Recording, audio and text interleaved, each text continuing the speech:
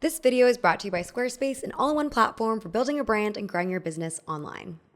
You have met me at a very Chinese time in my life. Yeah, that's right.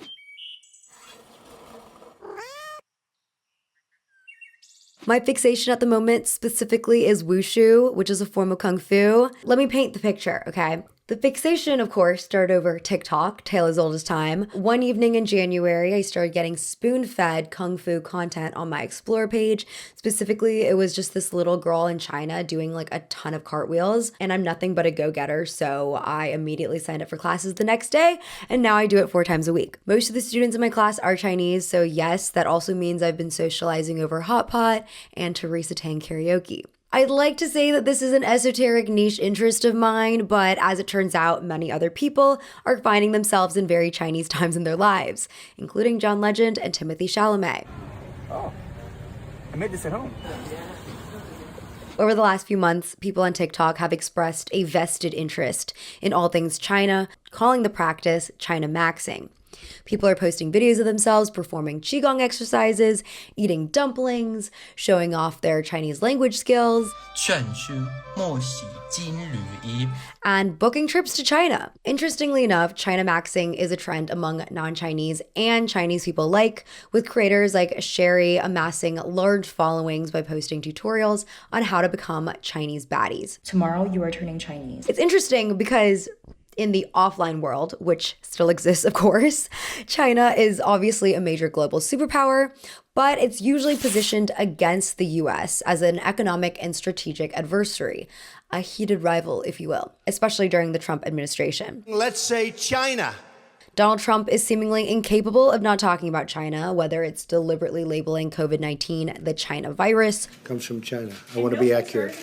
Yeah, please, John, please. Or inciting fears of China harvesting data from American TikTok users during both of his terms. I like China. But I would say that it's China's omnipresence in news and culture, plus the perceived decline of the American empire under Trump, that has definitely contributed to Gen Z American kids' current fascination with China today. At the same time, things are cyclical, history often repeats itself, and as it turns out, Westerners have had a long history of being enthralled by the fashion, food, medicinal practices, and general aesthetics of China since the first Europeans opened ports there hundreds of years ago. The long-standing rhetoric was that by adopting Chinese cultural facets, white Europeans could appear hip and worldly. As a result, many people today are split on whether China coming into the limelight via China maxing is a good or bad thing. If you've been wanting to launch a website, but HTML and CSS and tech in general stresses you out, Squarespace is a really accessible, easy-to-use platform to help you get started. They have pre-made templates and a drag-and-drop tool called Fluid Engine that allows you to configure your page in the simplest way possible. A lot of people now have websites to run a business, like a yoga studio or hair salon, or to sell products. You can easily open your own store on Squarespace to sell anything from physical products to memberships. They also have an email campaign tool, which can help drive sales and engage your audience. You can easily collect email subscribers on your site and build connections and repeat business through regular email updates. Check out squarespace.com for a free trial, and when you're ready to launch, go to squarespace.com/Mina to get 10% off your first purchase of a website or domain.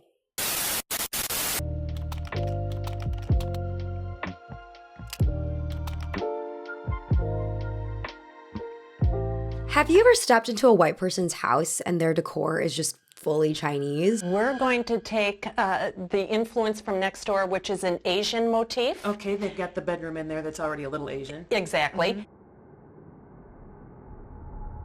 Well, let's take a look back at everything we've done in this wonderful bathroom. Turns out this isn't just the quirky taste of your great aunt. The Chinese room goes back centuries. So, Europeans have long characterized China as a mystical land operating entirely outside of Eurocentric social conventions. According to writer Millie Hughes, the Portuguese established their presence in Macau in 1557, acting as a gateway for Europeans to trade with China and Japan. The Spanish, Dutch, and British followed suit, eager to get their hands on Chinese silk, silver, porcelain, and tea. The European upper crust, including King George III, desired Chinese artifacts in their homes to appear worldly and cultivated, even dedicating entire rooms in their mansions to this decor, called Chinese rooms. Hughes writes, by the 18th century, owning something Chinese or Chinese-inspired had become a status symbol for Europe's upper classes. You were cultured, forward-thinking, well-connected, and most importantly, wealthy if you had a Chinese room in your house. This would be decorated with Chinese block-printed wallpaper, lined with hand-painted lacquered porcelain cabinets, and laden with tea sets and highly expensive tea leaves. Its main purpose? To entertain guests. The term chinoiserie was coined to describe a European interpretation of Chinese and East Asian traditions, often found within architecture, literature, theater, and music. The appeal of chinoiserie lay in imitation, as the aesthetic wasn't actually based on authentic Chinese designs, but a European construction of Chinese culture. Ironically, many of these Chinese artifacts were actually from Japan, and many of them wouldn't be found inside an actual Chinese household. These objects were designed in Chinese workshops exclusively for Western consumption, often featuring exotic birds, plants, insects, and even small Chinese people. Fast forward a few hundred years to the 1990s and early 2000s, and we can see that Western interest in Chinese-inspired designs endured. Many luxury and fast fashion brands in the 21st century have cited Chinese culture as a source of inspiration for their designs. For example, John Galliano designed Chinese-inspired looks for Dior throughout the 90s and 2000s, telling Elle magazine that he had many photos of Anna May Wong, the first Chinese-American movie star, in his scrapbooks. I'll get back to her in a second. While I personally do like his designs, I'm not gonna lie, I can't say the same about some other Chinese-inspired garments. Forever 21 produced so-called Mandarin collared shirts with Chinese characters that didn't form actual phrases. It's giving that joke where someone gets a Chinese tattoo thinking it's something like meaningful and profound, but meanwhile all it says is soup. Abercrombie & Fitch also faced criticism for selling t-shirts with racist jokes and imagery, such as the phrase Wong Brothers Laundry Service. Two Wongs can make it white. Yikes. All the same, the resurgence of Y2K fashion trends in the 2020s may be propelling this modern-day fervor for Chinese fashion. Professor Tu Ling Tu has written about the use of Chinese motifs in fashion. These designers fueled the collective appetite for Asian chic by giving consumers a vision of Asia, freed of political complexity, social unrest, and economic turmoil. They offered a reassuring picture of difference, appealing because it gave audiences exactly what they thought they already knew. Their creations referenced a beautiful place somewhere out there, enabling shoppers to shore up their sense of cosmopolitanism without ever having to leave home. The 2015 Met exhibit, China Through the Looking Glass, sought to address this decontextualization, though some critics thought that they were unsuccessful in doing so. In the exhibit were displays of movie stills of Anna May Wong, Chinese-style dresses by the likes of Galliano and Cavalli, as well as traditional costumes. As Sally Wen Mao writes for Nylon, the subtext, of course, was that China's cultural and historic reality did not have inherent beauty, and it was not glamorous or stylish on its own. Western interpretations of China were deemed chic or high fashion. The fact that many of these designer dresses were displayed alongside real Chinese costumes and art indicated that they were interchangeable, that their coded references didn't matter as long as it fulfilled some kind of Orientalist fantasy. I would be remiss to discuss Chinese fashion without bringing up the qipao, or cheongsam, arguably the most well-known Chinese dress in the Western world. The modern qipao is a form-fitting sheath dress characterized by short sleeves, a high collar, and asymmetrical closures, often depicted in Western media in deep red with hand-embroidered designs.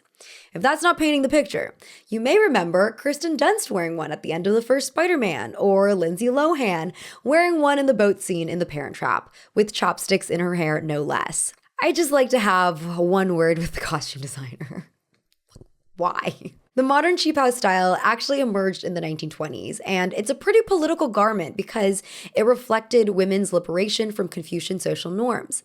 Similar to the Western flapper dress that emerged around the same period, the qipao symbolized women's changing roles and perception in society, especially given that it bears resemblance to the changshan, which was traditionally a masculine garment. Of the qipao's feminist roots, Xintian Wang writes, the transformation reflected the changing perception of women's bodies as they gained more freedom and were no longer confined to traditional roles. They no longer had to hide themselves in the voluminous garments that their mothers and grandmothers wore. So, Here's a fun history fact. In 1875, Chinese women were actually banned from entering the US, largely over fears that they would engage in sex work and erode Western traditional family values. This laid fertile ground for a century of Chinese women being characterized as hypersexual on and off screen. Throughout her career, famed actress Anna May Wong was often typecasted to play this Oriental mythical seductress, leading to negative criticisms in China and even the banning of some of her movies there. In the late 1930s, following a trip to China, Wong brought back multiple custom-made qipao to the US and claimed that she went, quote, completely Chinese abroad. This sartorial choice was inherently political in how it affirmed her complex identity. As Sally Wen Mao explains, though she was essentially rejected from both parts of her identity, excluded by white America and resented by China, Anna May Wong invented a place for herself with having her qipao made. They were Anna May's attempt to challenge white American racism, white American sexism, and Chinese patriarchy, all of which have impacted her. It was her way to assert she had a right to belong. All the Chinese ladies look so smart and vivid in the beautiful modern dress of China. And being feminine, it made a deep impression on me, not to mention my pocketbook. Despite the empowerment that qipao have offered Chinese women throughout history, in Western media, the qipao is often reduced to being a sexy garment, leaning on those 1800 stereotypes of Asian women being sexually available. In her seminal text, Eating the Other, Desire and Resistance, Bell Hooks argues that commodification neutralizes political symbols. On commodified political symbols, Hooks writes, as signs, their power to ignite critical consciousness is diffused when they are commodified. Communities of resistance are replaced by communities of consumption. As such, removing the qipao from its feminist context and reproducing it in fast fashion formats strips it of its political integrity and symbolic meaning. Many scholars argue that it was the 1960 Hollywood movie The World of Susie Wong that encouraged this decontextualization, this sexualization of the garment. The World of Susie Wong, by the way, is an Orientalist fantasy written by a white man about a Chinese sex worker. Love to see it. For goodness sake. As an example of some of the rhetoric around the qipao in America, in October 1982, Nancy Carson reported for the LA Times that the, quote, suggestive Chinese dress made famous by Susie Wong was going out of style in Hong Kong, a place where, quote, Western sailors once bought thousands of the high-necked, sleeveless sheaths in hopes it would make their wives and girlfriends as sexy as the supple Chinese. Gag. Sean Metzger explains the implications of this phrasing in his book, Chinese Looks, a book I highly recommend, by the way. Supple denotes a physical condition being pliant or flexible, but it also connotes a compliant mindset. The newspaper article suggests a relationship between the look of the dress and the physical and psychic attributes desired in a group of women labeled Chinese. The shortened higher slit cleavage showing qipao, which has later been promoted by fast fashion brands like Pretty Little Thing, Zara, and ASOS, further reinforces harmful stereotypes of Chinese women as hypersexual, promiscuous, or subservient, stereotypes that date back to the late 19th century and are steeped in racial violence. On a similar note, decontextualization seems to be at the root of why many Chinese Americans have been feeling suspicious of the tang jacket trend that we've been seeing. I would say this larger trend is inspired by the market success of the Adidas-specific tang jacket. And if you don't know, Adidas designed a tang jacket in collaboration with Chinese designer Samuel Guiyang for a 2026 Lunar New Year collection. Some of the jacket's defining features include a high standing collar and frog closures over the zipper. The jacket was intended to target Chinese consumers as part of Adidas's wider strategy to design in and for the Chinese domestic market, where the brand saw a 10% increase in revenue in 2024. Initially, the tang jacket was only sold in China, followed by a handful of Asian markets, and later became available in Europe in February. Since then, it's become this semi-viral holy grail streetwear item among Gen Z. Other brands have jumped on the trend, selling Mandarin jackets, which have rightly rubbed people the wrong way. As I said before, guys, terminology is important. It's not Chinese biohacking, it's not a Mandarin jacket, it's Qigong, and it's a tang jacket. As with China maxing more generally, the Tang jacket has received mixed responses from critics. Sarah Chung, a design historian at the UK's Royal College of Art, says that the jacket design offers a refreshing alternative to stereotypical dragon motifs, with its resemblance to Tang suits, helping to move the associations away from aggression and Chinese mythology and slightly more towards Chinese traditions of contemplation, scholarship, and more internal balance practices such as Tai Chi. TikTok creator Chris Zhou visited China and found that many non-Chinese people wearing the Tang jacket, and when he asked a group of locals if the Tang jacket therefore makes him look like a foreigner, their response was, you kind of just look like an overseas Chinese who is desperately trying to reconnect with his roots. I think this example highlights the differences between Asians who live in Asia and members of the Asian diaspora. Like Anime Wong, many Chinese Americans have embraced Chinese-inspired clothing as a way to assert their cultural identity in Western spaces. This is a way to deal with the very real feelings that they have about not being accepted by either cultures. The difference in lived experience is also why these groups often view cultural appropriation pretty differently. Like in China, many tourist attractions like the Hanfu photo shoots in Shanghai invite non-Chinese visitors to partake in local culture by dressing up in traditional garb.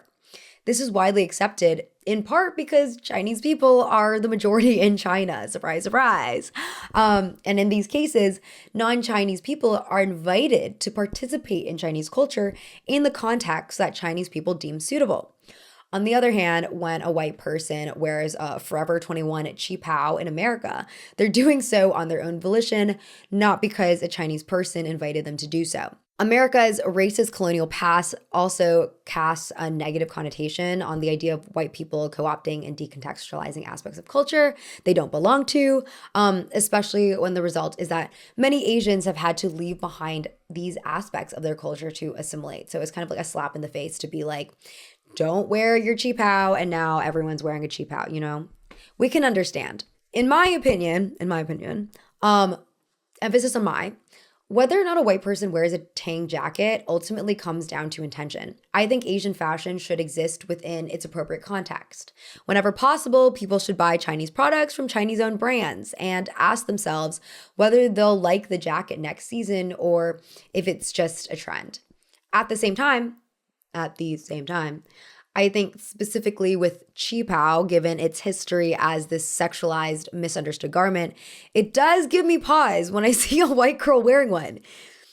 Is it inherently wrong? I can't say. But, you know, I will raise an eyebrow. So, we gotta talk about brothy rice. So for dinner, we're making creamy red curry coconut brothy rice. Brothy rice. Brothy rice. Brothy rice. I know I'm on the wrong side of TikTok because I am so annoyed by this brothy rice shit. In addition to clothing, food is an important cultural artifact, especially given that many Asian immigrants rely on it for economic independence. According to Yong Chen's book, Chop Suey USA, restaurants are the largest employers of Chinese immigrants across the United States. Why is that the case? Well, around the mid-19th century, after Chinese immigrants were pushed out of the mining industry due to racial discrimination and violence, many turned to the service sector, taking up jobs as cooks, domestic laborers, and later launderers. The creation of Chinese restaurants in America was a bottom-up process. Chinese restaurants also helped democratize dining out in the 20th century at large, acting as affordable food establishments for Black Americans, the working class, and other marginalized folks in the United States. Chen even calls Chinese cuisine the McDonald's Big Mac of the pre-McDonald's era to emphasize its accessibility and ubiquity. But white Americans in particular didn't immediately take to Chinese cuisine. Chinese food was originally a site of extreme racism, with white people accusing immigrants of eating rats and complaining about the food's odor. White Americans' disgust with Chinese food was often used to justify othering Chinese immigrants and to emphasize the dangers of Chinatowns in America. But Chinese Americans took on the challenge of using food as a way to demand respect and bridge a gap in understanding anyway. Chinese restaurant owners educated non-Chinese patrons about unfamiliar dishes and utensils, while also adapting the flavor profiles of many dishes to be sweeter or more sour, basically to be more familiar with the Western palate, as to prevent and combat racism, hence the birth of Chinese American cuisine. While many traditional recipes were altered to accommodate Western tastes, like I said, Chinese immigrants also maintained their own food habits and defended their cuisine publicly through it all. For example, in a public address to President Ulysses S. Grant, a group of organized Chinese immigrants emphasized food when demanding dignity. They said, "It is charged against us that we eat rice, fish, and vegetables. It is true that our diet is different from the people of this honorable country. Our tastes in these matters are not exactly alike and cannot be forced. But is that a sin on our part of sufficient gravity to be brought before the President and Congress of the United States?" Also needs to be said, practicality-wise, in the early years of Chinese immigration to the US, many common Chinese ingredients like rice, orange skins, tea, mushrooms, and bamboo shoots weren't as readily available, requiring Chinese dishes to be adapted out of necessity. And also to say, this is why I kind of cringe a bit when people make fun of Chinese American food or even Chinese British food for that matter, because it would be one thing if these food items were created by white people, but it's the fact that Chinese immigrants have always been at the forefront of these food movements. Recently, Chinese takeout in Great Britain has gone viral on TikTok for not resembling authentic Chinese food or even Chinese American food. But similar to the story of Chinese food in the US, Chinese immigrants in Britain often adapted their dishes to the local tastes and available ingredients, which involved integrating thick-cut fries or chips onto their menu. Many on TikTok claim that Chinese British food looks gross, but Angela Hui, a food writer whose parents ran a Chinese restaurant in Wales, says that people are missing the historical context. She tells CNN, "It was a very different time when my parents settled in the UK in the 80s. There was a lot of racism, there was vandalism and attacks on the shop. Food was the connector for people to understand more about different cultures. Over time, my parents and other takeaway owners managed to carve out their own communities in these really rural posts. And that's such a beautiful thing, to create almost like a hub for everyone to come in and share food and learn about one another." The history of Chinese food in the West illustrates that food is and always will be political. It can be a site of racism, but also a tool for defending one's community and breaking down boundaries between cultures. All the same, these food movements started when racism was much more normalized in the West, and I would like to think that we've progressed enough to the point where we no longer need to anglicize non-white cuisines to people interested in them.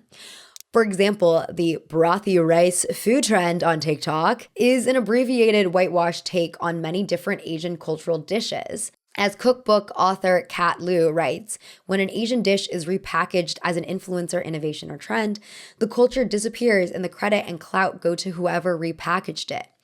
Another recent example of this repackaging phenomenon is the company Fly by Jing's controversial collaboration with influencer Logan Moffat. Fly by Jing is a food brand that specializes in chili crisp noodles and Sichuan pepper products, inspired by creator Jing Gao's hometown of Chengdu.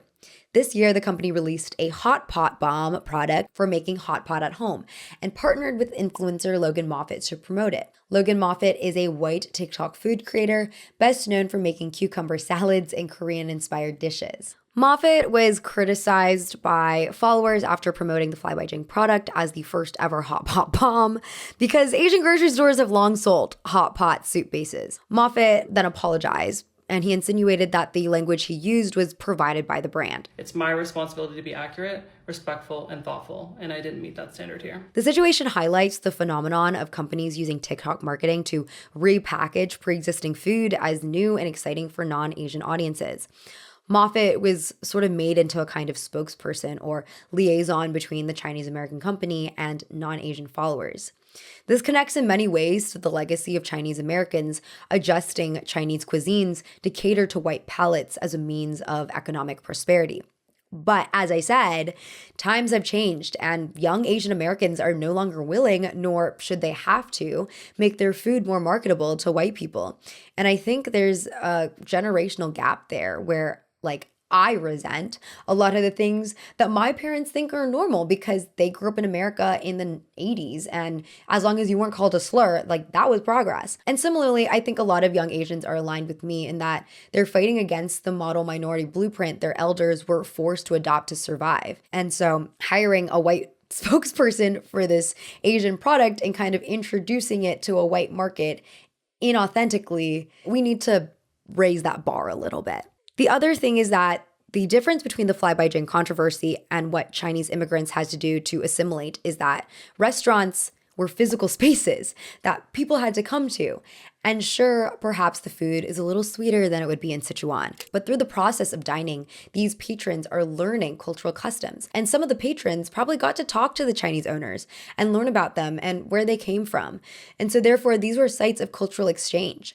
The problem with TikTok is it's bite-sized entertainment, and so we often lose that kind of exchange. And people are also encouraged to prize virality over doing what's right. Something similar happened with Courtney Cook and her soy marinated eggs. She made a recipe based off of the Korean Mayak eggs. And she actually, to her credit, does say that they are Korean and that they're Mayak eggs. But because the video went viral, a bunch of people ended up copying her recipe.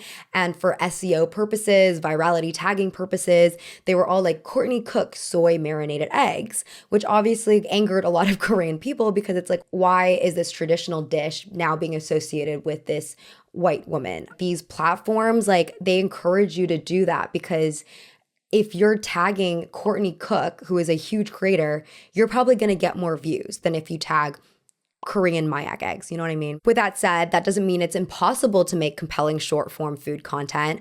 I really like Sam's POV. I discovered him recently. He's a content creator who has a series where he goes to mostly immigrant owned restaurants with 0 customers and he talks to the owners and tries out their recommendations.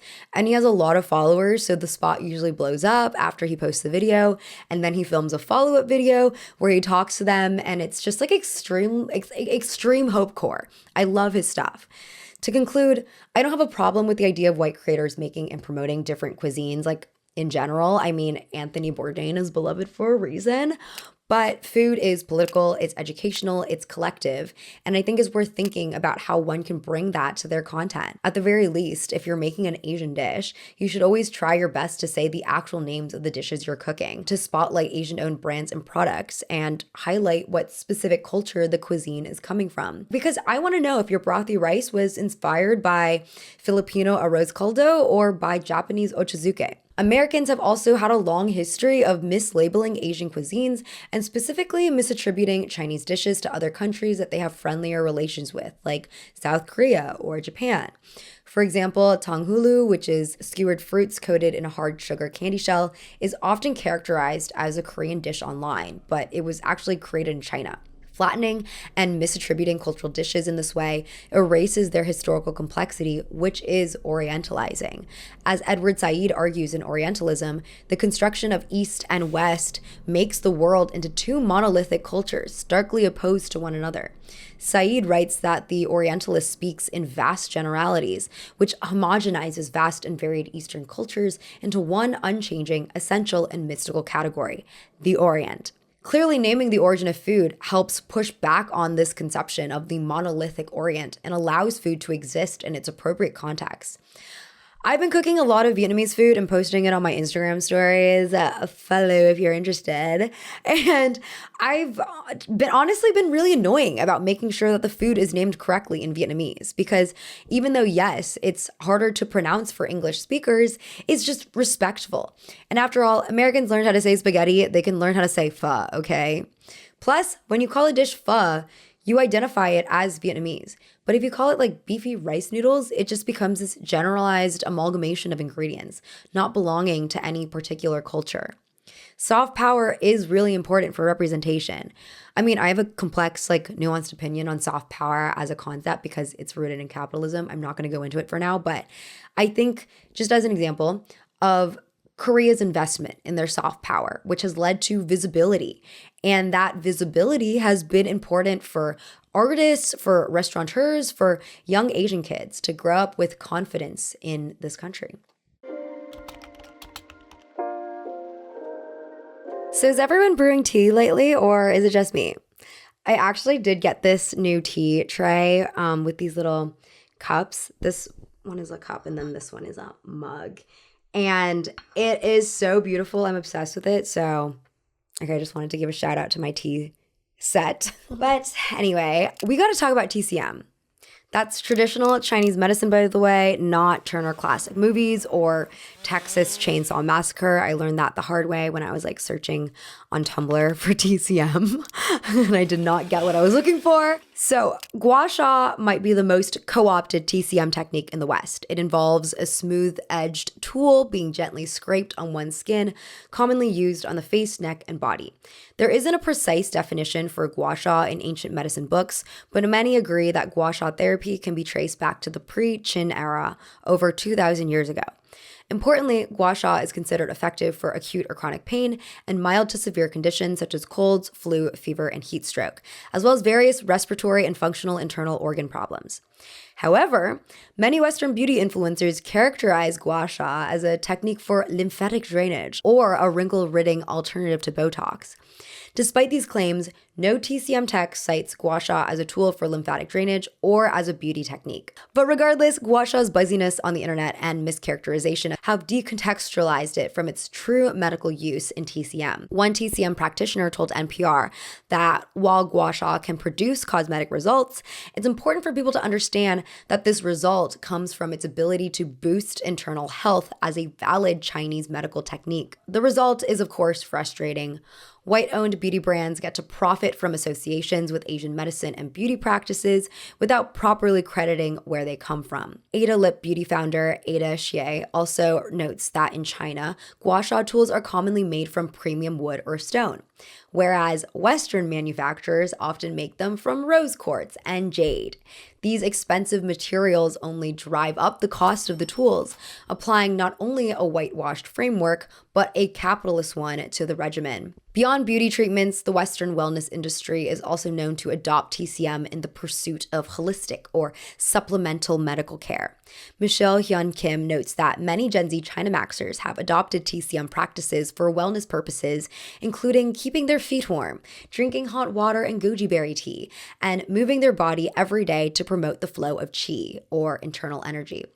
Chinese biohacking. A lot of these have also been framed as Chinese baddie rituals, which goes to further link the cosmetic with the medical. While there's been a Western cohort that has long been interested in TCM and other Eastern health practices, you'll find them at any crystal shop in California, I feel like there are reasons why it's gone pretty mainstream today. Distrust in American healthcare and governmental institutions may be part of the reason. Researchers have coined the term conspirituality to describe the draw of conspiracy theorists to spiritual circles that are generally skeptical of Western medicine and established institutions.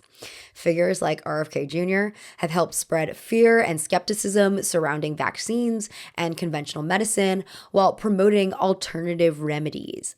RFK Jr. and the Trump administration have also promoted anti-science and anti-intellectualist rhetoric more broadly by attempting to shut down the Department of Education and denying climate change. As such, TCM is reaching many Americans at an opportune time when there's a sense of openness towards unconventional medical and science practices. I was talking to someone, a few months ago at a party, and he was like fully Maha and studying TCM, and I asked him, what the hell is going on?